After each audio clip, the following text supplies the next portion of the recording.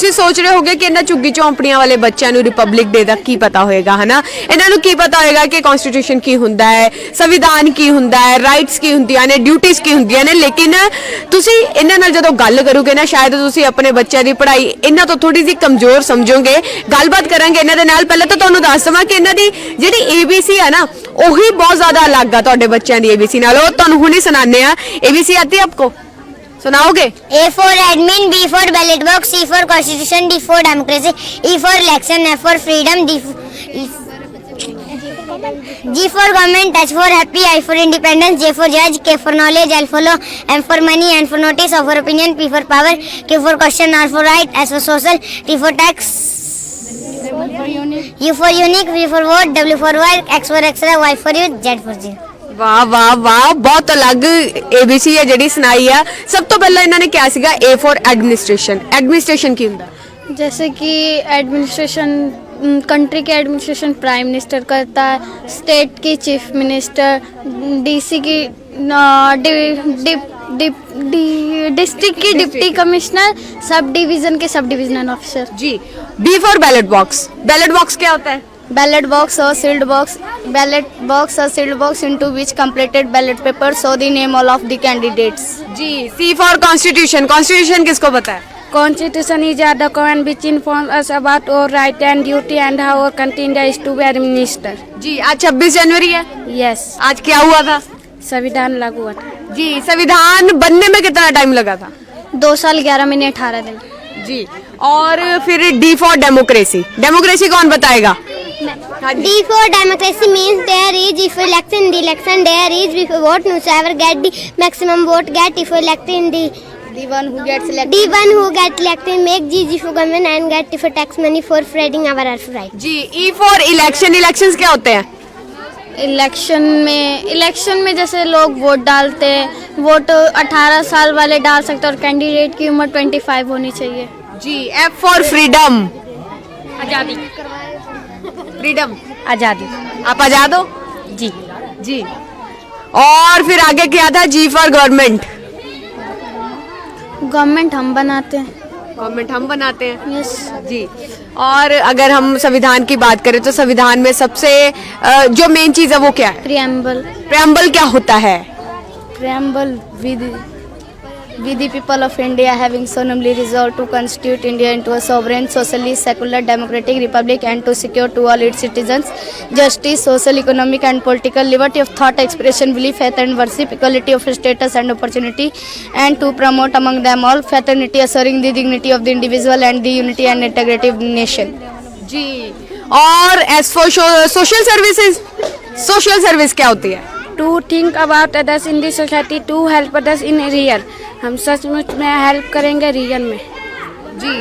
और अगर हम संविधान की बात करें, प्रेम्बल के बाद क्या चीजें आती है? हमारी राइट्स आती है, हमारी ड्यूटीज आती है, हमारी क्या राइट्स है? टैक्स भी आता है। राइट्स क्या है? Right to life, right to food, right to education, right to shelter, right to livelihood, right to equality, right to life with human dignity. जी। और हमें राइट्स कौन देता है? गवर्नमेंट। अगर हमें हमारे राइट्स नहीं मिलते तो? Then we will file a case in the court. जी। और tax. Tax is that money which is paid to the government by the public. जी। और अगर टैक्स पे नहीं करते तो? टैक्स अगर नहीं पे करते तो हमारे राइट्स नहीं मिलते। हमारे राइट्स नहीं मिलते। अच्छा। तो 26 जन के बारे में आपको और क्या क्या पता है? इस दिन जैसे कि मतलब कि यहाँ इस दिन से कैसे बताऊँ, मतलब कि इस दिन से कोई राजा नहीं था, कॉन्स्टिट्यूशन बुक राजा बन गया। कॉन्स्टिट्यूशन बुक राजा बनाई, तो हमें संविधान की पालना करनी चाहिए। यस। जी। तो आप क्या बताओगे? डेमोक्रेसी बताया था। डेमोक्रेसी बताया था। चलो, अच्छा लगा आज यहाँ पे। हाँ, पब्लिक प्रॉपर्टी बताओ। Public property is that property which is built by the for government by using for tax money. It belongs to all citizens including me। जी। तो आप सबको मजा आया यहाँ पे रिपब्लिक डे सेलिब्रेट करके? बहुत ज्यादा। जी। अगर आपको ये सारी नॉलेज नहीं मिलती तो आपको कभी पता चलता कि 26 जनवरी क्यों मनाई जाती है, 15 अगस्त क्यों मनाया जाता है? नहीं। नो। तो आप किसका थैंक यू कहते हो इस चीज के लिए? टीचर। कौन है आपके teacher? to Monica ma'am, Hariom Jindal sir, Sally didi. ਸੋ ਤੁਸੀਂ ਵੇਖਿਆ ਕਿ ਇਹਨਾਂ ਬੱਚਿਆਂ ਨੂੰ ਕਿੰਨੀ ਅੱਛੀ ਐਜੂਕੇਸ਼ਨ ਮਿਲੀ ਹੋਈ ਹੈ, ਹਰ ਇੱਕ ਚੀਜ਼ ਦੇ ਬਾਰੇ ਪਤਾ ਹੈ। ਸ਼ਾਇਦ ਕਈ ਲੋਕ ਗ੍ਰੈਜੂਏਟ ਵੀ ਹੋ ਜਾਂਦੇ ਨੇ, ਫਿਰ ਵੀ ਉਹਨਾਂ ਨੂੰ ਇੰਨੀਆਂ ਚੀਜ਼ਾਂ ਬਾਰੇ ਨਹੀਂ ਪਤਾ ਹੋਏਗਾ ਕਿ ਪ੍ਰਾਇਮਬਲ ਕੀ ਹੁੰਦਾ ਵਾ, ਹਨਾ, ਆਪਣੀਆਂ ਰਾਈਟਸ, ਡਿਊਟੀਜ਼, ਬਹੁਤ ਸਾਰੀਆਂ ਚੀਜ਼ਾਂ ਬਾਰੇ ਕਈ ਲੋਕਾਂ ਨੂੰ ਨਹੀਂ ਪਤਾ ਹੋਏਗਾ, ਬਹੁਤਿਆਂ ਨੂੰ ਪਤਾ ਵੀ ਹੋਏਗਾ, ਲੇਕਿਨ ਇੰਨੀ ਛੋਟੀ ਉਮਰ ਦੇ ਵਿੱਚ ਜਿਸ ਤਰ੍ਹਾਂ ਬੱਚੇ ਜਵਾਬ ਦਿੰਦੇ ਨੇ ਤਾਂ ਇੱਕ ਹੈਰਾਨੀ ਵਾਲੀ ਗੱਲ ਹੈ। ਲੇਕਿਨ ਇਹਨਾਂ ਨੂੰ ਪੜ੍ਹਾਉਣ ਵਾਲੇ ਨੇ ਜਿਹੜੇ ਇਹਨਾਂ ਨੂੰ ਸਿਖਾਉਂਦੇ ਨੇ, ਉਹਨਾਂ ਦਾ ਇਸ ਚੀਜ਼ ਦੇ ਵਿੱਚ ਬਹੁਤ ਵੱਡਾ ਹੱਥ ਹੈ। ਇਹ ਸਾਰੇ ਬੱਚੇ ਤੁਸੀਂ ਵੇਖ ਸਕਦੇ ਹੋ ਜਿਹੜੇ ਇੱਥੇ ਇੰਡੀਆ ਰਿਪਬਲਿਕ ਡੇ ਆ ਜਿਹੜਾ ਉਹ ਮਨਾ ਰਹੇ ਨੇ। ਇਹਨਾਂ ਦੇ ਟੀਚਰ ਨਾਲ ਵੀ ਗੱਲਬਾਤ ਕਰਦੇ ਆ ਜਿਨ੍ਹਾਂ ਨੇ ਇੰਨੀ ਵਧੀਆ ਸਿੱਖਿਆ ਬੱਚਿਆਂ ਨੂੰ ਦਿੱਤੀ ਆ। ਆਉਣ ਵਾਲੇ ਸਾਡੇ ਨਾਲ ਮੌਜੂਦ ਨੇ ਐਡਵੋਕੇਟ ਹਰੀਓਮ ਜਿੰਦਲ ਜੀ, ਜਿਨ੍ਹਾਂ ਨੇ ਬੱਚਿਆਂ ਨੂੰ ਪੜ੍ਹਾਉਣਾ ਸ਼ੁਰੂ ਕੀਤਾ ਤੇ ਬਹੁਤ ਜ਼ਿਆਦਾ ਸੰਘਰਸ਼ ਵੀ ਤੁਸੀਂ ਸਰ ਇਹਨਾਂ ਨੂੰ ਪੜ੍ਹਾਉਣ ਜਦੋਂ ਸ਼ੁਰੂਆਤ ਕੀਤੀ ਤਾਂ ਕਰਨਾ ਪਿਆ ਸੀ ਤੁਹਾਨੂੰ? ਕੋਈ ਵੀ ਕੰਮ ਬਿਨਾਂ ਸੰਘਰਸ਼ ਤੋਂ ਮੁਕੰਮਲ ਨਹੀਂ ਹੁੰਦਾ ਜੀ। ਕੋਈ ਵੀ ਕੰਮ ਕਰੋਗੇ ਤਾਂ ਚੈਲੰਜਸ ਹੈ, ਤੁਸੀਂ ਚੈਲੰਜਸ ਨੂੰ ਫੇਸ ਕਰਨਾ, ਕਪੈਸਿਟੀ ਬਿਲਡ ਕਰਨੀ ਹੈ ਉਹਨਾਂ ਚੈਲੰਜਸ ਨੂੰ ਸਕਸੈਸਫੁਲੀ ਓਵਰਕਮ ਕਰਨ ਦੀ। ਤੇ ਅਸੀਂ ਕੋਸ਼ਿਸ਼ ਕਰਦੇ ਰਹੇ ਤੇ ਜਿਹੜੇ ਵੀ ਚੈਲੰਜਸ ਆਉਂਦੇ ਰਹੇ ਉਹਨੂੰ ਓਵਰਕਮ ਕਰਦੇ ਰਹੇ। ਜੀ ਸਰ, ਅਕਸਰ ਦੇਖਿਆ ਗਿਆ ਤੁਹਾਨੂੰ ਯਾਦ ਹੋਏਗਾ ਕਿ ਇੱਕ ਵਾਰ ਜਦੋਂ ਮੈਂ ਕੁਐਸਚਨਿੰਗ ਕੀਤੀ ਸੀ ਲੋਕਾਂ ਦੇ ਨਾਲ ਤਾਂ ਉਹਨਾਂ ਦੇ ਅੱਗੋਂ ਰਿਪਲਾਈ ਇਹ ਆ ਰਹੇ ਸੀਗੇ ਕਿ 26 ਜਨਵਰੀ ਨੂੰ ਦੇਸ਼ ਆਜ਼ਾਦ ਹੋਇਆ ਸੀਗਾ, ਕਨਸਟੀਟਿਊਸ਼ਨ ਕੀ ਆ ਨਹੀਂ ਪਤਾ, ਹਨਾ। ਤੇ ਇਹਨਾਂ ਬੱਚਿਆਂ ਦੇ ਕੋਲ ਜਦੋਂ ਵੀ ਆਈ ਹੈ, ਜਿਸ ਟਾਈਮ ਮਰਜ਼ੀ ਇਹਨਾਂ ਤੋਂ ਕੋਈ ਕੁਐਸਚਨ ਪੁੱਛ ਲਿਆ, ਫਟਾਕ ਜਵਾਬ ਆਂਦਾ ਵਾ। ਕਿੱਦਾਂ ਇਹਨਾਂ ਦੀ ਤਿਆਰੀ ਕਰਵਾਈ ਆ, ਕੀ ਮਾਈਂਡ ਦੇ ਵਿੱਚ ਆਇਆ ਕਿ ਤੁਸੀਂ ਇਸ ਤਰ੍ਹਾਂ ਇਹਨਾਂ ਨੂੰ ਰੈਡੀ ਕਰ ਰਹੇ ਹੋ? ਲੋਕਤੰਤਰ ਦੇ ਵਿੱਚ ਨੌਲੇਜ ਸਭ ਤੋਂ ਵੱਡਾ ਹਥਿਆਰ ਹੈ ਤੇ ਕਰੈਕਟ ਨੌਲੇਜ ਹੋਣਾ ਹੋਰ ਵੀ ਜ਼ਿਆਦਾ ਜ਼ਰੂਰੀ ਹੈ ਜੀ। ਤੇ ਮੈਨੂੰ ਲੱਗਿਆ ਵੀ ਇਹ ਬੱਚਿਆਂ ਨੂੰ ਜਦੋਂ ਪੜ੍ਹਾਉਣਾ ਤੇ ਬਿਲਕੁਲ ਕਰੈਕਟ ਨੌਲੇਜ ਦੇ ਨਾਲ ਪੜ੍ਹਾਉਣਾ ਹੈ। ਉਹ ਜਿਹੜੀ ਦੇਸ਼ ਦੀ ਗਵਰਨੈਂਸ ਦੇ ਨਾਲ ਰਿਲੇਟਡ ਨੌਲੇਜ ਹੈ ਉਹ ਬਹੁਤ ਜ਼ਿਆਦਾ ਜ਼ਰੂਰੀ ਹੈ ਤਾਂ ਕਿ ਜਿਹੜੇ ਸਾਡੇ ਚੁਣੇ ਹੋਏ ਨੁਮਾਇੰਦੇ ਹੈ ਉਹ ਇਹਨਾਂ ਦਾ ਮੂਰਖ ਨਾ ਬਣਾ ਸਕਣ ਤੇ ਅਸੀਂ ਦੇਸ਼ ਨੂੰ ਸੁਧਾਰ ਸਕੀਏ, ਗਰੀਬੀ ਖਤਮ ਕਰ ਸਕੀਏ, ਅਮੀਰੀ ਗਰੀਬੀ ਦਾ ਵੱਧਦਾ ਫਾਸਲੇ ਨੂੰ ਘਟਾ ਸਕੀਏ, ਹਰ ਬੱਚੇ ਵਾਸਤੇ ਉਹਦੇ ਟੈਲੈਂਟ ਦੇ ਹਿਸਾਬ ਨਾਲ ਇੰਪਲੋਇਮੈਂਟ ਓਪਰਚੁਨਿਟੀਜ਼ ਕ੍ਰੀਏਟ ਕਰ ਸਕੀਏ। ਇਹ ਸਾਰੀ ਚੀਜ਼ਾਂ ਮੇਰੇ ਮਨ 'ਚ ਸੀਗੀਆਂ ਤੇ ਉਹਨੂੰ ਹਾਸਲ ਕਰਨ ਵਾਸਤੇ ਜਿਹੜੀ ਵਿੱਦਿਆ ਚਾਹੀਦੀ ਸੀ ਉਹ ਮੈਂ ਦੇਣੀ ਸ਼ੁਰੂ ਕਰਤੀ। ਜੀ ਸਰ, ਅਕਸਰ ਦੇਖਿਆ ਗਿਆ ਕਿ ਇਦਾਂ ਦੇ ਜਦੋਂ ਦਿਨ ਹੁੰਦੇ ਆ ਨਾ, ਲੋਕ ਵੱਡੇ ਵੱਡੇ ਪ੍ਰੋਗਰਾਮਸ ਦੇ ਵਿੱਚ ਜਾਂਦੇ ਨੇ, ਵਧੀਆ ਵਧੀਆ ਜਗ੍ਹਾ ਤੇ ਜਾ ਕੇ ਇਦਾਂ ਦੇ ਦਿਨ ਸੈਲੀਬ੍ਰੇਟ ਕਰਦੇ ਨੇ। ਝੁੱਗੀਆਂ ਝੌਂਪੜੀਆਂ ਦੇ ਵਿੱਚ ਆਉਣਾ ਪਸੰਦ ਨਹੀਂ ਕਰਦੇ। ਉਹਨਾਂ ਨੂੰ ਲੱਗਦਾ ਕਿ ਝੁੱਗੀ ਝੌਂਪੜੀ ਵਾਲਿਆਂ ਨੂੰ ਕੀ ਪਤਾ ਹੋਏਗਾ ਕਿ 15 ਅਗਸਤ ਕੀ ਹੈ ਜਾਂ 26 ਜਨਵਰੀ ਕੀ ਹੈ, ਹਨਾ। ਤੁਸੀਂ ਇਹਨਾਂ ਨੂੰ ਦੱਸਿਆ, ਇਹਨਾਂ ਨੂੰ ਹੁਣ ਪਤਾ ਲੱਗਿਆ ਕਿ 26 ਜਨਵਰੀ ਕੀ ਹੈ, ਸੈਲੀਬ੍ਰੇਟ ਕਰਦੇ ਨੇ, ਹਰ ਇੱਕ ਚੀਜ਼ ਦੇ ਬਾਰੇ ਇਹਨਾਂ ਨੂੰ ਪਤਾ ਲੱਗਿਆ। ਦੇਖੋ ਇਹ ਤੁਹਾਡੀ ਨਾ ਮਾਨਸਿਕਤਾ ਦੇ ਉੱਪਰ ਨਿਰਭਰ ਕਰਦਾ ਹੈ। ਕੋਈ ਬੰਦਾ ਜੰਗਲਾਂ 'ਚ ਜਾ ਕੇ ਆਪਣੀ ਆਸਥਾ ਪ੍ਰਗਟ ਕਰਦਾ ਹੈ, ਪੂਜਾ ਪਾਠ ਕਰਦਾ ਹੈ, ਕੋਈ ਮੰਦਰਾਂ 'ਚ ਕਰਦਾ, ਕੋਈ ਗੁਰਦੁਆਰਿਆਂ 'ਚ ਕਰਦਾ। ਮੇਰੀ ਮਨ ਦੀ ਆਸਥਾ ਮੈਨੂੰ ਇਹਨਾਂ ਦੇ ਅੰਦਰ ਹੀ ਰੱਬ ਨਜ਼ਰ ਆਉਂਦਾ ਤੇ ਮੇਰੀ ਆਸਥਾ ਇੱਥੇ ਪੂਰੀ ਹੁੰਦੀ ਹੈ ਤੇ ਮੈਨੂੰ ਇੱਥੇ ਬੜੀ ਖੁਸ਼ੀ ਮਿਲਦੀ ਆ ਕੇ।